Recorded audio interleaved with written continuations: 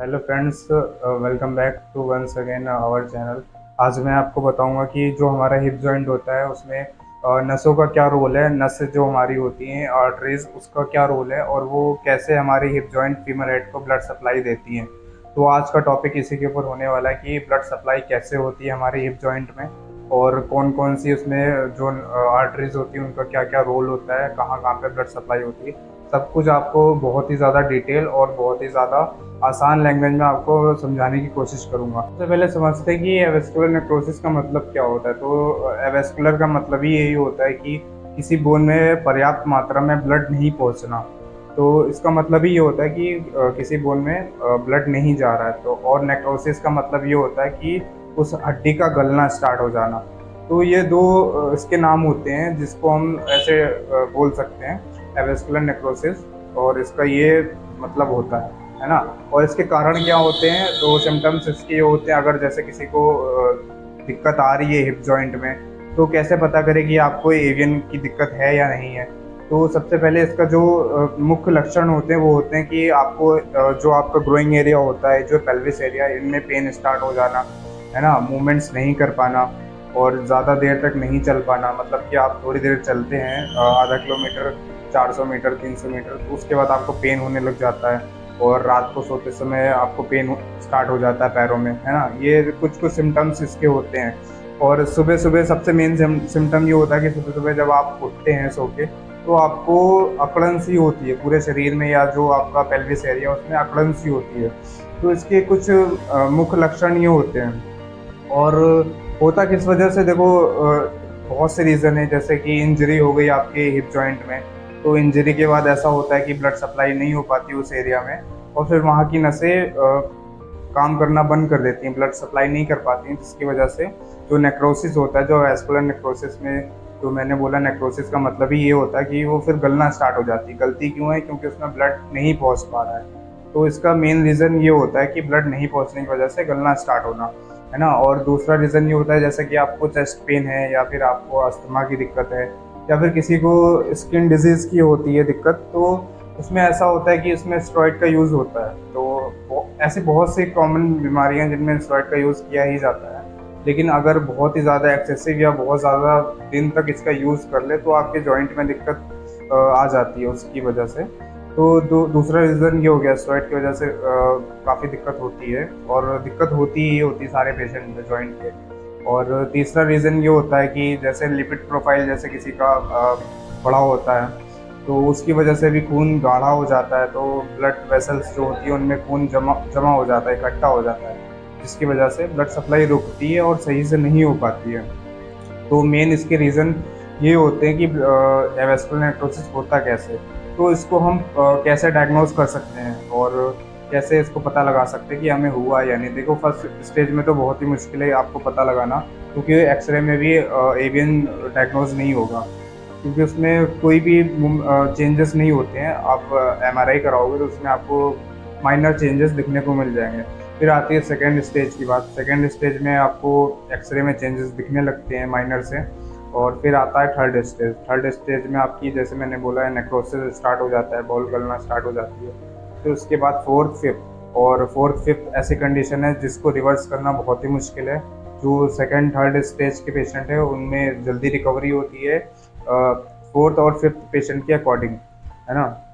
तो ये था, मैंने डिफाइन किया कैसे वेस्कुलर नेक्रोसिस होता है, कैसे इसके लक्षण होते हैं, और कैसे कैसे इनकी स्टेज होती हैं। तो अब बात करते हैं कि ब्लड सप्लाई इनमें कैसे होती है। जो जॉइंट होता है, पेल्विस एरिया हमारा, और जो हमारा फीमर हेड होता है, उसमें ब्लड सप्लाई कैसे होती है, कौन कौन सी नस इसमें वर्क करती हैं, कौन कौन सी नसों से होके ब्लड हमारे फीमर हेड में जाता है, और कैसे पूरा मैं आपको सब कुछ डिटेल्स में बताऊंगा। तो सबसे पहले शुरू करते हैं। मैंने इसको 4 पार्ट्स में डिवाइड किया है। और सबसे पहला जो मैंने आपके सामने फ़ोटोज़ दिख रही होगी, फ़ोटोज़ में सबसे पहला जो है प्रोफेंडा फीमोसिस आर्टरी। ये हमारे जो फीमर हेड का जो नेक होता है वहाँ पे होती हैं। इनमें नसों का जाल होता है बहुत ज़्यादा। मैं आगे आपको बताऊंगा कैसे कैसे ये वर्क करती हैं। दूसरे नंबर पे ऑब्जर्वेटर आर्टरी, जो हमारे हेड पे होती है। तीसरा होता है सुपीरियर ग्लूटियल आर्टरी, है ना। ये जो हमारा ट्रोचेंटर होता है उस पे होती है। और जो लास्ट है 4th number inferior gluteal artery. तो ये 4 भागों में मैंने इसको डिवाइड किया है और चारों को मैं आपको बहुत ही डिटेल्स में और बहुत ही अच्छी तरह से समझाने की कोशिश करूँगा। तो सामने आपको blood supply of the proximal femur दिख रहा होगा, इंटीरियर और पोस्टीरियर। तो मैं सबसे पहले इंटीरियर का आपको बताऊँगा। सबसे पहले बात करते हैं कि ब्लड सप्लाई स्टार्ट कहाँ से होती है, नीचे से लेके ऊपर तक बढ़ेंगे और एक एक चीज़ आपको डिटेल में बताऊँगा कैसे कैसे ब्लड सप्लाई और नसों का क्या क्या वर्क है और उस नस को क्या क्या बोलते हैं, है ना। सबसे पहले जो हमारी फीमर जो है बोन होती है, नीचे का हिस्सा जो पैर का हिस्सा होता है उसको फीमर बोन बोलते हैं। तो वहाँ पे लैटरल फीमोरल सर्कम्फ्लेक्स आर्टरी होती है जो कि हमारे ब्लड सप्लाई को ऊपर की ओर पुश करती है। जो हमारा जो नेक एरिया होता है और जो बॉल का एरिया होता है वहाँ पे ब्लड सप्लाई उसको पहुँचाने का काम होता है ना। सबसे पहले ये आर्टरी होती है जो हमारे फीमर में होती है। फिर आता है जो हमारा ट्रोचेंटर का जो नेक होता है जहाँ पे वो ख़त्म होता है। फिर वहाँ पे आती है एक्स्ट्रा कैप्सुलर आर्ट्रियल रिंग, है ना। वो रिंग का काम क्या होता है, वहाँ पे नसों का बहुत सारा जाल होता है। तो ये डिवाइड होती जाती हैं आगे आगे जाके लेफ्ट राइट और बहुत सारी उसमें भागों में बट के हमारे जो नेक एरिया उसमें फैल जाती हैं, है ना। और उसके बाद आता है असेंडिंग सर्वाइकल आर्टरीज जो हमारे नेक के थोड़ा सा ऊपर का भाग का एरिया होता है या नेक के आसपास की जो एरिया है ना, वहाँ पे ये काम करती हैं। उसके बाद आता है सबसे ऊपर आता है, सबसे ऊपर अगर आप देखेंगे ऑक्सीलर आर्टरी जो होती है वो हमारे जो नक के ऊपर जो एक होल होता है जिस होल को हम फोविया भी बोलते हैं। तो जो फोविया वो होता है ना उसमें नस जो आपकी होती है ऑब्चुलेटर आर्टरी, उसका काम ये होता है कि आपको ब्लड सप्लाई देना ऊपर से, है ना। जो मैंने नीचे की बताया वो नीचे से सप्लाई देती है और ये ऑब्चुलेटर आर्टरी होती है वो आपके फोविया में ऊपर से सप्लाई देती है। तो ऊपर से सप्लाई देती है जिसकी वजह से हमारा जो फीमर हेड है वो उसमें ब्लड सप्लाई होती रहती है। तो दूसरा देखते ही इमेज और उसमें बताता हूँ कैसे क्या होता है। तो मैंने इसमें आपको सबसे पहले ये बता दिया कि कैसे कैसे आपको इसमें ब्लड सप्लाई का दिखा दिया कि कैसे कैसे क्या बोलते हैं और कहाँ कहाँ पे नसें होती हैं। तो उसके बाद देखते हैं फीमोरल आर्टरी। फीमोरल आर्टरी का क्या यूज़ है और वो कहाँ पे होती है। जैसे मैंने दूसरी इमेज में आपको बताया था फीमोरल आर्टरी कहाँ पे होती है। तो फीमोरल आर्टरी हमारे जो अंदर का साइड ये होता है, ये वाला साइड, पहले इसके पैर के अंदर का भाग जो होता है यहाँ से होके आपके थाइस से होके आपकी जो बोन होती है ना फीमर की अंदर तक, ये उसका आपको ब्लड सप्लाई अंदर तक पहुंचाने का काम करती है। सबसे मेन काम इनका ही है फीमोरल आर्टरीज का, है ना। तो आपको दोनों व्यूज़ देख रहा हूँ एंटीरियर और पोस्टीरियर।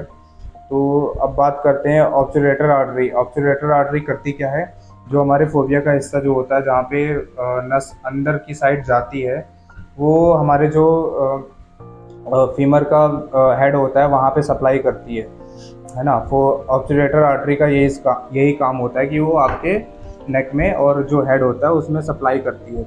और दूसरे जो इसके ऊपर जो बोन होती है ऑब्चुलेटर आर्टरीज के ऊपर उसको प्रोफेंडा फीमोरोसिस आर्टरी बोलते हैं। जैसा कि आपको समझ में आ रहा होगा इसमें फोटोज़ में आपको दिख रहा होगा।